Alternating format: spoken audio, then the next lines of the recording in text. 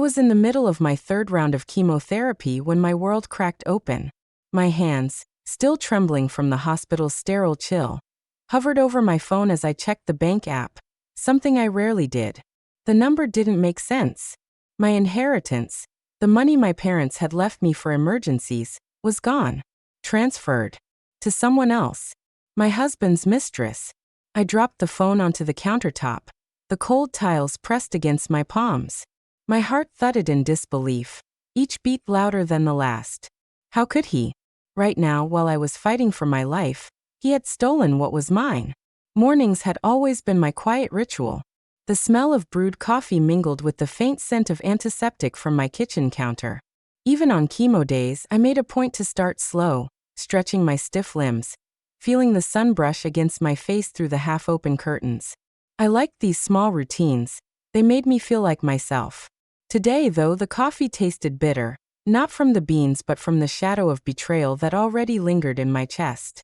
I lived in a small, sunlit apartment downtown, the walls lined with books I had collected over the years, novels, medical journals, and a few volumes on personal finance.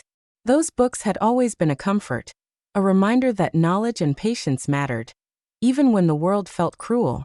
I ran my fingers along their spines, tracing the titles absent-mindedly, until my gaze fell on a photo frame. My parents, smiling, their arms around me at my college graduation. They were gone now, but their love had been my anchor, and this inheritance, what had been theirs, was supposed to be mine. At work, I was known for my meticulousness. I managed patient records at the oncology center, helping others navigate the same chemotherapy routines that now left me exhausted and nauseated. The staff respected me, the patients trusted me. Despite my illness, I had a rhythm, a purpose. On the mornings I could make it in, I loved the quiet before the flood of appointments, the faint hum of computers, the soft tap of nurses' shoes on the linoleum, the smell of antiseptic and lotion. I had learned to mask my weakness. The chemo had taken my hair, my energy, even some of my appetite, but it hadn't taken my mind. I could still plan, still analyze, still see the world clearly. And yet, even as I smiled at patients and colleagues, there was a weight I couldn't shake. My husband's absence at work, his half-hearted support and constant excuses, was always there, a shadow that stretched over my routines. That evening, after my shift, I returned home to the faint hum of the city outside my window. The apartment smelled faintly of lemon cleaner, and the bouquet of lilies I had picked up for myself on the way back, small rewards I allowed in my lonely fight. I sank into the couch, feeling the ache in my bones from the day's session, and opened a notebook where I tracked everything, appointments, symptoms, feelings. That was when I noticed the discrepancy, the missing number in my account, but I pushed it aside, thinking maybe it was a bank error. By the time I poured myself a lukewarm cup of tea, the unease had grown into something heavier. My hands shook as I stared at my laptop, the cursor hovering over the banking website. I had always trusted him, my husband, implicitly. But now, a quiet voice inside whispered that perhaps I should check the statements, just to be sure. The sun had dipped behind the skyline, and shadows pooled across my apartment floor. The air smelled faintly of rain and asphalt. I sat there, sipping my tea, feeling the world narrow down to a single, terrifying thought. What if everything I had counted on had been stolen from me? It started subtly. At first, it was little things, a delayed text, an unfamiliar tone in his voice, small excuses that didn't quite add up. I chalked it up to stress, to my illness, to the changes chemotherapy brought into our lives. I wanted to believe in him, in us. But there was a restlessness in the way he avoided eye contact, a strange hesitation when discussing finances or our future. The first alarm bell rang one quiet evening. I had returned from the hospital later than usual, exhausted, my scalp raw from the latest round of chemo. He greeted me with a smile, too practiced, too tight. "How are you feeling?" he asked, but his eyes darted to his phone every few seconds. I noticed the little things, messages left open, a tab on the laptop that disappeared as I approached. My gut twisted. I tried to ignore it, focusing instead on the routines that gave me strength. I doubled down on work, on small rituals like journaling each morning and evening, and even on simple pleasures, a hot cup of tea, a walk to the corner store. But the unease lingered, a dull ache behind my ribs, always whispering that something was off. Then came the bank statement. I was reviewing our accounts for a routine check, something I rarely did, trusting him to manage things while I battled my illness. That's when I saw it. A series of transfers unauthorized, moving large sums of money to an account in a name I didn't recognize. My heart sank, the mug of tea trembling in my hands. Who is this? I whispered to myself, my voice breaking. The numbers swirled on the screen, each one a betrayal. It wasn't just money. It was my inheritance, the money my parents had left me, the money I thought was mine to support my recovery and my life. And he had taken it, secretly, to give it to someone else. The confrontation was inevitable. I waited until the evening, when the apartment was quiet and the rain tapped softly against the window. "We need to talk," I said, my voice steadier than I felt. He didn't look up immediately. Instead, he closed his laptop, the click echoing like a judge's gavel. I can explain," he began, fumbling with his words. But there was no apology in his eyes, only a mixture of guilt and calculation. "It's complicated. I didn't want to worry you." "Complicated?" I asked, my voice rising despite my efforts to stay calm. "You transferred my inheritance to another woman. My parents trusted you, and you betrayed that trust." "Me?" He looked away, a faint flush on his cheeks. She needed it more than you," he said finally. The audacity of his words hit me like a physical blow. My legs felt weak, my chest tight, the betrayal anchoring itself deep within me. I wanted to scream, to collapse, to cry. But I couldn't. Not yet. Instead, I felt a strange clarity in the pain, a sharp, burning focus. This wasn't just hurt, it was injustice. And injustice demanded acknowledgement, not silence. In the following days, the weight of his betrayal pressed on every aspect of my life. Friends noticed my withdrawal. Co-workers sensed my quiet intensity. I felt exposed, raw, as if every moment of trust one had given had been a mistake. Yet beneath the hurt, something began to grow, a quiet, simmering resolve. I would not let this go. I would uncover the full truth, and I would reclaim what was mine. Late at night, when the apartment was dark and the hum of the city faded, I sat by the window, notebook in hand, replaying memories of our years together. Each smile he had offered, each comforting word, now felt tainted. And yet, the betrayal did not break me completely. It sharpened me. It taught me that strength could be born from grief, that clarity could emerge from confusion. By the end of that week, I had made a silent vow. I would gather evidence. I would expose the truth. I would show him, and anyone else who doubted, that I was not a victim to be manipulated or erased. And in that quiet determination, I felt a flicker of control returning to my life, a fragile but undeniable promise that my story was far from over. It was a Friday morning, and the sun barely filtered through the curtains. I was sipping my weak coffee, staring at the stack of bills and medical statements on the kitchen counter. The apartment felt unusually quiet, almost oppressive, and I couldn't shake the memory of that bank statement. My hands shook slightly as I reached for my phone. That's when the message arrived.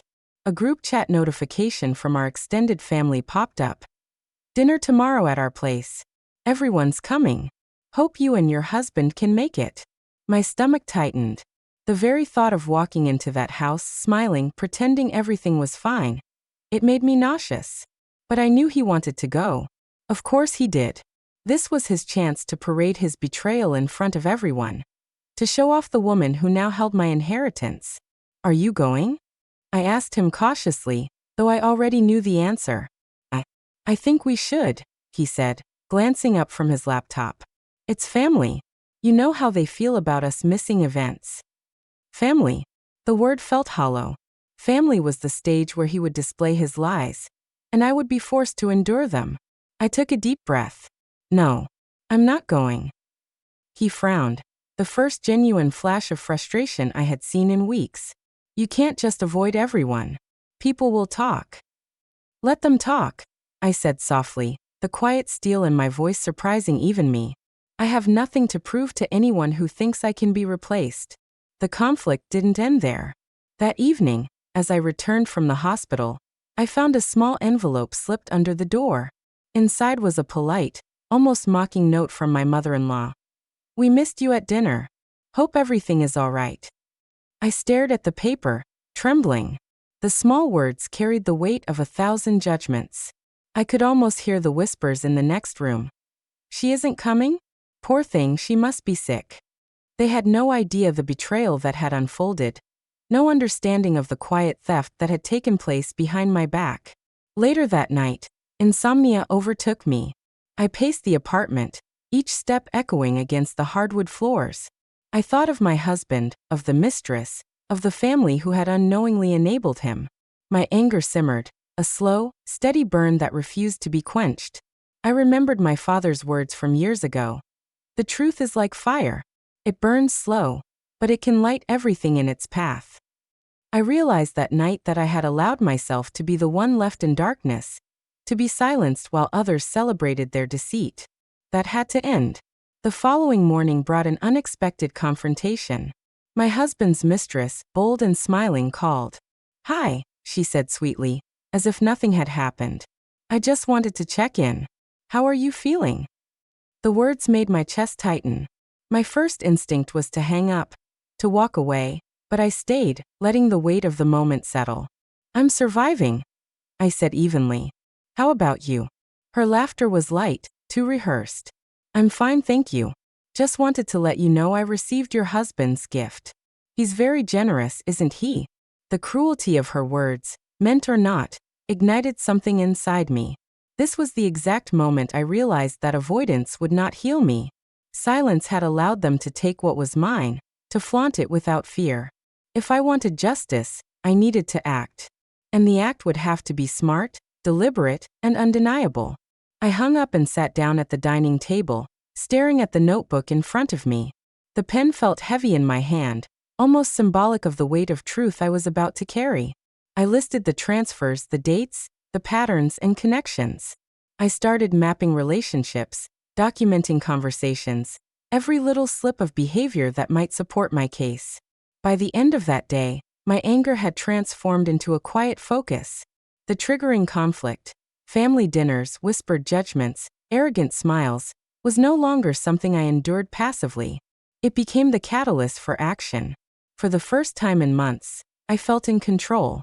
I knew that confrontation alone would not be enough. I needed a strategy that would expose lies without compromising my dignity. I needed evidence, clarity, and patience. And somewhere deep inside, beneath the hurt, the betrayal, and the exhaustion, I felt a spark of resolve. I would take back what was mine, not with rage, but with truth. I would let the world see what had been hidden behind smiles and polite conversation. The nights were the hardest. Sleep refused me, slipping through my fingers like sand. I would lie awake, staring at the ceiling, the hum of the city below mixing with the racing thoughts in my head. Each breath reminded me of the chemotherapy, the ache in my veins, the hair clinging in clumps to my pillow, the constant, quiet fear of what was next. But beneath that fear simmered something far stronger, a quiet, burning determination. I remembered sitting in the hospital waiting room last week, the antiseptic smell thick in the air. An elderly woman held my hand as I trembled, her eyes gentle. "You are stronger than you know," she whispered. I had nodded, forcing a small smile, but that simple sentence kept echoing in my mind. Stronger than I know, stronger than I'd allowed myself to be. I began pacing my apartment, tracing circles around the hardwood floors. Each step felt deliberate, like I was circling a strategy that only I could see. My husband's betrayal was not a momentary lapse. It was calculated, precise, and deliberate. And that meant my response had to be just as precise. I thought of the flash of realization when I first saw the bank transfers.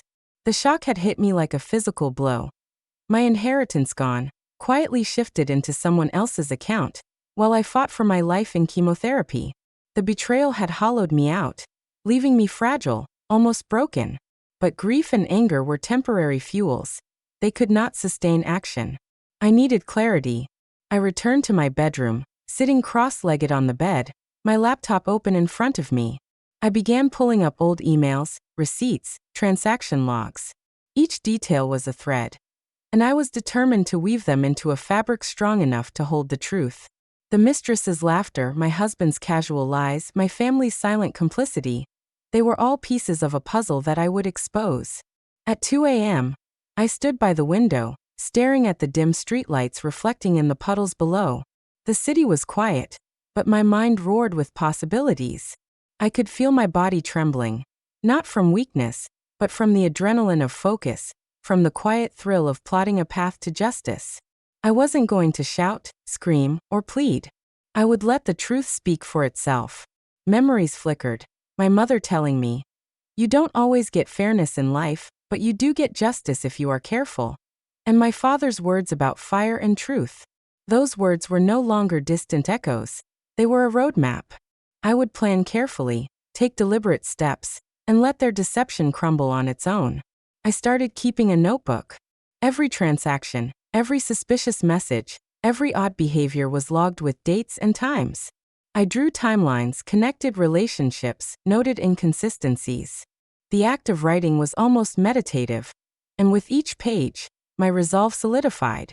I wasn't just fighting for what was stolen. I was reclaiming my voice, my dignity, and my place in my own life. One night, I caught myself talking aloud. "You think you've won," I whispered to the empty room, my voice steady. "But I've only just begun." The sound startled me, but it also thrilled me. For the first time in weeks, I felt alive, not despite the cancer, not despite the betrayal, but because of it. The inner fire burned hotter than my fear. I began small experiments, subtle inquiries to the bank, casual questions to friends who might know details, discreet checks on online activity. Every small piece of information was a brick in a structure I was quietly building. I refused to act impulsively. This was about control, patience, and timing. At times, exhaustion hit me hard. My body ached from chemo. My head throbbed from sleepless nights. But I reminded myself that action didn't always require physical strength. It required patience, strategy, and clarity. The truth would be my weapon, my shield, my vindication. By the end of the week, I felt a shift. The panic, the despair, the tears, they were still there, but they no longer ruled me. In their place was a simmering power, a quiet confidence that I could, and would, reclaim what was mine. I knew setbacks would come, moments of doubt would test me, but the fire inside was steady. For the first time since the betrayal, I felt like myself again. Not the woman beaten by deceit, not the patient weakened by illness, but the woman who could take control, who could act with precision, and who could turn pain into truth. I closed the notebook, pressing my palm against its cover. "It's time," I whispered. "Time to let them see. Time to let the world know." The inner fire was no longer just a flicker in the dark. It was a guiding light, steady and unyielding. And it would lead me forward, through setbacks, through confrontation, through everything that came next. The first step was research. I spent hours at my small kitchen table, laptop open, stacks of documents around me. The smell of coffee filled the air, blending with the antiseptic remnants of my chemotherapy treatments. I had learned quickly that anger alone wouldn't bring justice. Precision, planning, and patience would. I started by tracing the transfers from my joint account to the mistress's account. Each number, each timestamp was a breadcrumb, leading me closer to the truth. I cross-referenced statements, pulled old emails, even remembered casual conversations that suddenly felt significant. Every lie had left traces, small inconsistencies, overlooked receipts, moments of carelessness. Yet the first attempts at confronting the situation fell flat. I called my bank to clarify suspicious transactions, only to be met with vague reassurances. "We see nothing unusual here," the representative said. My heart sank, but I refused to give up.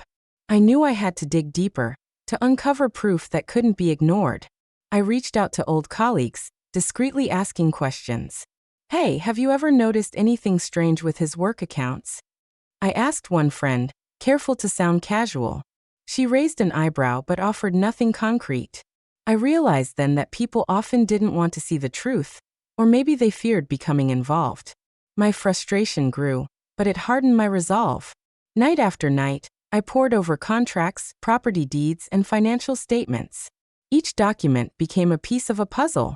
I learned to recognize patterns in their behavior, to predict when my husband would act without caution. It wasn't glamorous work. Mostly it was dull, meticulous, and mentally exhausting. But it was necessary. Setbacks came swiftly. The mistress began deleting messages, closing social media accounts. My husband caught wind of my quiet inquiries and started feigning innocence, acting surprised when I asked about transactions or questioned inconsistencies. The emotional strain was immense. I would sit alone in my apartment, hands trembling, wondering if I could actually pull this off while fighting cancer. But every time doubt crept in, I reminded myself why I started. This wasn't just about money. It was about betrayal, respect, and reclaiming the life that had been stolen from me. I also realized that patience was a weapon. If I moved too quickly, I risked exposing my plan before it had teeth. I enlisted allies carefully. A trusted lawyer agreed to review the financial trail without knowing the full story, helping me uncover loopholes and legal angles I hadn't noticed. A friend with access to corporate records discreetly provided information about the mistress's recent acquisitions. Each piece, when combined, created a picture too precise to ignore. One evening, after hours of research, I stumbled upon a critical email, hidden in an old thread, almost accidentally sent to me. It was confirmation of the transfer, signed digitally by my husband himself. My heart raced, but I forced myself to stay calm. This was the proof I needed. Yet even with the evidence, the journey was far from straightforward. My husband denied everything when I confronted him at home, his tone calm but condescending. "You must be imagining things," he said, sipping his wine as if the weight of his betrayal was trivial. My hands shook, but I stayed silent, letting him speak. I knew that his arrogance would work against him when the time came to reveal the truth. I also faced personal obstacles. Chemotherapy drained me physically, and sleepless nights made concentration difficult. There were moments when I thought about giving up, letting the injustice slide, pretending I hadn't noticed. But every time, the image of my younger self, fighting for survival in the hospital bed, returned. I couldn't let him win. I started documenting everything meticulously. Screenshots, photographs, digital backups, even voice recordings. Every interaction, every denial, every lie was captured. I organized them chronologically, creating a timeline that left no room for manipulation or excuse. There were small victories along the way that gave me hope. An email that contradicted his story. A colleague quietly confirming my suspicions. A bank official finally admitting there were irregularities. Each piece was like a spark, fueling the fire I had kindled in those sleepless nights. But failures remained part of the journey. A misfiled document led to a delay in legal verification. A potential witness became unresponsive at the crucial moment. Every setback tested my patience and resilience. I learned to breathe through disappointment, to adjust my plans, and to keep moving forward. By the 6th month, I could feel the weight of the plan solidifying. The evidence was complete, verified, and undeniable. What had started as a jumble of chaos in my mind had become a coherent, compelling story of truth. The path to revelation was clear, and for the first time, I felt the thrill of impending justice. I remembered the advice of a mentor. Justice isn't loud. It doesn't need shouting. It's patient, precise, and it hits where it hurts most. I understood then that my strength didn't come from anger or revenge. It came from preparation, observation, and the quiet satisfaction of knowing that truth was on my side. I was ready. The day of the reveal started quietly. I arrived at the family lawyer's office early, the air thick with tension and the faint scent of polished wood and old leather. My hands were steady, but my heart beat faster than usual. Today, months of research, sleepless nights, and careful planning would meet reality. I handed over the compiled evidence to the lawyer, watching her eyes widen slightly as she flipped through document after document. Each transaction, each email, each overlooked detail was laid out with precision. She paused at the email I had stumbled upon 6 months ago. The one that confirmed the transfer to his mistress. "This is airtight," she said softly, almost reverently. "Your husband won't have a leg to stand on." I nodded, swallowing the surge of emotion that threatened to escape. This wasn't about gloating, it was about truth. About reclaiming what was rightfully mine. About showing that betrayal could not hide in shadows forever. The first confrontation happened at home. I waited until he returned from work, expecting the casual arrogance, the practiced disbelief. He stepped inside, smiling. "You seem cheerful today," he said, eyeing me curiously. I didn't answer immediately. Instead, I opened the folder and spread the documents across the table. His smile faltered when he saw the neat stacks, the evidence waiting like soldiers ready for inspection. "I think we need to talk," I said quietly. "About everything." He laughed lightly, a nervous edge to it. "About what? You've been quiet for months. What's this really about?" I gestured to the documents. "This." For the first time, he studied them, scanning numbers, dates, and emails. I watched his face shift. Confusion, denial, then slow, undeniable realization. His hands twitched, unable to hide the tension. "Where did you get these?" he finally asked, voice tight. "I pieced it together," I said, deliberately calm. "Every transaction, every hidden account, every lie you thought would stay buried. It's all here." He went pale. This isn't possible." I shook my head. "It is. You transferred my inheritance to her. You thought I wouldn't notice while I was sick, while I was fighting for my life." The silence that followed was heavy, charged with a mixture of shock and shame. I let it sit, letting him absorb the weight of his own betrayal. Next came the lawyer's intervention. She explained the legal consequences clearly, each statement cutting through his feigned ignorance. His protests grew louder, desperate, but every claim he made was countered by undeniable proof. The mistress's involvement was confirmed, the transfers traced, and the timeline left no room for fabrication. Finally, I asked him to sit. I wanted to see him confront the reality of what he had done. "Do you understand," I said quietly, "that this isn't just about money? It's about trust, about dignity, about the life you tried to steal from me?" He nodded slowly, defeated. Words failed him. His silence spoke louder than any argument could. The final act was public, but controlled. I arranged for a formal notice to be sent to all relevant parties: financial institutions, business partners, and family members. The truth, once hidden behind smokescreens and lies, was now visible to everyone. I didn't gloat. I simply let facts speak. When the mistress received her notification, her shock mirrored my husband's initial reaction. I saw no fear in her, no remorse. Only the realization that deception could not shield her forever. By evening, the truth had rippled outward.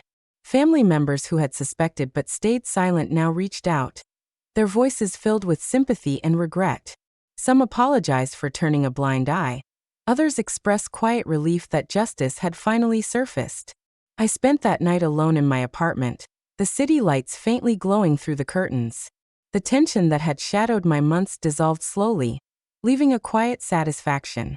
The betrayal had been exposed, the lies had unraveled, and I had reclaimed my dignity.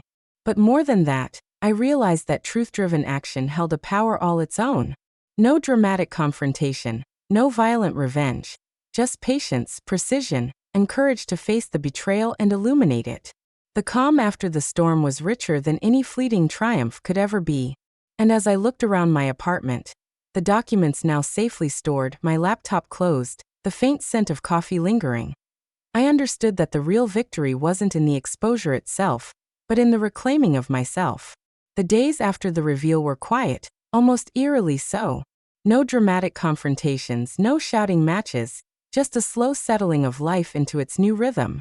I woke up each morning with a sense of calm I hadn't felt in years, the kind that comes from knowing the truth is out and justice, in its own measured way, has been served. The first morning, I brewed a cup of coffee and sat by the window. The city moved below me, oblivious to the storm I had navigated. I watched people hurry along the streets, some laughing, some rushing, all wrapped in their routines. I realized that I, too, was part of this world again, not as someone defined by betrayal or illness, but as a woman who had reclaimed her life. I walked slowly through my apartment, touching familiar surfaces: the worn wooden table where I had scribbled notes, the bookshelf where I had hidden my plans, the small vase of flowers on the windowsill. Every object reminded me of my persistence, my patience, my courage. It was a quiet affirmation that even in darkness, I had held on to myself. Family interactions changed subtly. Those who had doubted or ignored me approached with careful respect. Some avoided eye contact entirely, weighed down by guilt or perhaps shame. I accepted apologies when they came, but I did not dwell on past wrongs. My focus was forward. I found myself returning to places that had once brought me comfort before the betrayal. Parks where the air smelled of grass and earth. Cafes with the familiar hum of conversation. Quiet streets where I could walk without thinking of pain. In these places, I felt a gradual shift, a reclaiming of space that had been emotionally taken from me. One afternoon, I met a friend I hadn't seen in months. Over tea, I spoke about the ordeal without bitterness, recounting events with measured honesty. She listened, nodding, eyes wide with empathy. "I can't imagine the strength it took," she said softly. I shrugged, smiling faintly. "It wasn't just strength," I said. "It was patience and clarity. I had to let things unfold the way they were meant to." In the evenings, I allowed myself reflection. Long walks, journaling, quiet moments alone with my thoughts. I noticed details I had overlooked before. The scent of rain on the sidewalk, the way the light hit the trees at sunset, the distant laughter of children playing. These small, ordinary details became anchors, grounding me in the present and reminding me that life continued, even after betrayal. I also began to notice a shift within myself. I felt lighter, not because the past no longer hurt, but because I had faced it honestly. I could look at my reflection without seeing the shadow of deceit lingering behind my eyes. There was a steadiness now, a quiet authority that came from knowing I had acted with integrity and truth. Professional life, too, improved subtly. Colleagues who had once underestimated me treated me differently, not out of fear, but out of recognition. I realized that reclaiming dignity in one sphere of life often rippled outward, affecting perception in ways I hadn't anticipated. I moved through meetings and projects with renewed focus, aware that my worth was not defined by betrayal or circumstance. Nights were the most profound. Alone in the soft glow of my apartment, I allowed my mind to wander through memories. Painful ones, yes, but also moments of resilience, of courage, of quiet victories. I thought about how I had navigated fear, sickness, and deceit. I thought about the small decisions, the calls I made, the documents I compiled, the late nights spent piecing the truth together. Each decision had built the foundation for this calm, for this sense of reclamation. And yet, there was no rush, no need to declare triumph. The shift was subtle, almost imperceptible. It lived in the way I held myself, the way I moved through my world, the way I allowed joy to re-enter my life without guilt or suspicion. It was in the quiet moments, the first sip of tea, the soft rustle of leaves outside, the comforting hum of life continuing around me. I realized that this was the essence of the aftermath. Not revenge, not punishment, not vindication, but presence. The ability to live fully, to honor oneself, to carry truth forward without bitterness. I felt a deep gratitude for the clarity I had earned, for the life that stretched ahead, unscripted and unclaimed by deceit. By the end of the week, I found myself laughing freely again, the sound startling in its authenticity. It reminded me that life, even after betrayal, could be lived fully. I had shifted from reaction to reflection, from pain to understanding. I had discovered a truth more profound than vengeance, the quiet power of reclaiming one's own dignity and walking forward with integrity. Sitting by the window that evening, I watched the sun dip behind the city skyline. The sky was painted in shades of amber and rose, the kind of beauty that doesn't demand attention but quietly insists you notice it. I thought about everything: the betrayal, the illness, the sleepless nights, and the painstaking steps I had taken to uncover the truth. Each memory was a thread, woven into a tapestry of resilience I hadn't fully recognized until now. I realized that truth is a strange companion. It doesn't always feel satisfying in the moment. It can be heavy, painful, and isolating. But when it is finally revealed, it clears the space for clarity, for peace, for dignity. I understood that revenge isn't always about exposing someone to shame or punishing them. Sometimes, it's about reclaiming your own story, standing firmly in your own life, and refusing to let someone else define your worth. My hands rested on the table, tracing the familiar grain of the wood. I thought about how easily life can be derailed by deceit, how fragile trust can be, And yet how strong we can become when we face the worst and do not break. Strength, I realized, is not always loud or dramatic. Sometimes, it's quiet. Sometimes, it's the calm patience to wait, the courage to gather evidence, the steadiness to hold yourself upright when the world around you has shifted. I allowed myself a small smile. It wasn't a smile of victory over someone else, but of relief, acceptance, and quiet pride. I had survived illness, betrayal, and doubt. I had acted with integrity when the easier path would have been silence or surrender. I had reclaimed my voice, my finances, my dignity, and most importantly, my inner peace. Looking out at the fading light, I felt a deep sense of completion. Life would continue, of course, with new challenges, joys, and disappointments, but I knew I could face them with a clear heart and steady hands. The past was no longer a weight on my chest. It was a teacher, a reminder that even in darkness, patience, clarity, and truth could guide you back to yourself. And as the city lights began to twinkle below, I whispered to myself, almost like a promise, I am here. I am whole. I am mine.